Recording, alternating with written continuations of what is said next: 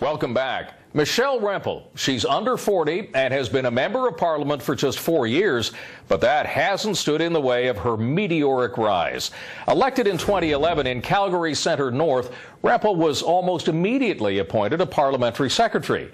2 years ago, she was elevated to cabinet as the Minister of Western Economic Diversification. She's also a classically trained pianist and a trained wine sommelier, and she is the next passenger on Plain Talk.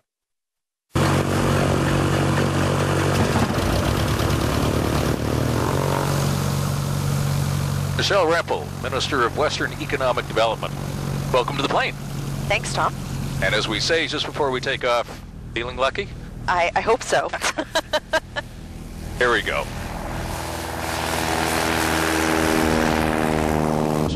What is your greatest regret? I think actually it has to do with this job. And I wish I had been more honest with myself about what this job means in terms of the trade-off between the privilege it is to do the job and the time that it takes away from relationships and family. I think to do this job, you really up front have to make a commitment to sort of not let that balance go out of stride. And it took me a couple of years to figure that out.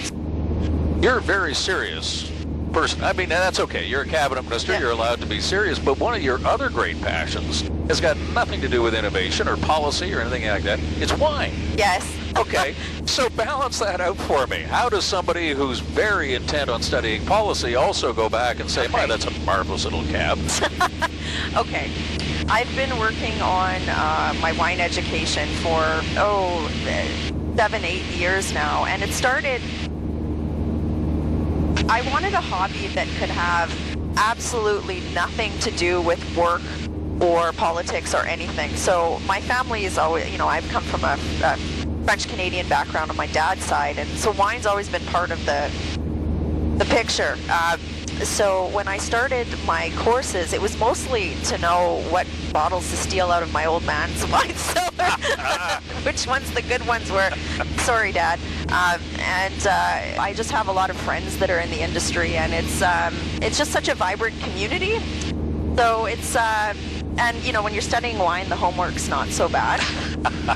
So anyway, it's been a really good hobby. What was your best political moment?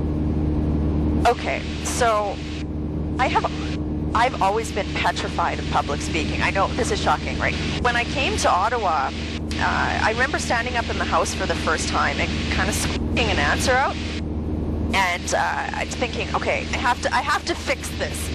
So I just remember after studying quite a bit, like looking at good question period clips, practicing. Standing up in the House on answering a question, I think it was against Megan Leslie, who's awesome, but just finding my voice and having that moment of like, okay. First, they lobby against Canadian jobs in the energy sector. Second, they vote against climate change budgetary measures. Third, they tell the international community to ignore our country.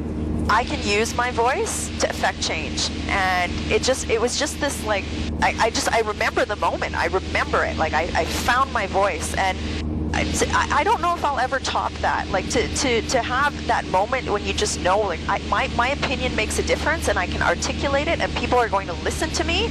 It was great. It was fantastic. What's the worst part about politics for you? People that are watching your show, they might not realize that, even though 45 minutes of the day you've got question period, it's super adversarial. We have a lot of partisanship in the media, in our communications, but there's actually a lot of friendships that happen across the aisle. Now, I don't want to say naively that, everything's roses, but it's those interpersonal relationships across the aisle that I think a lot of people don't see.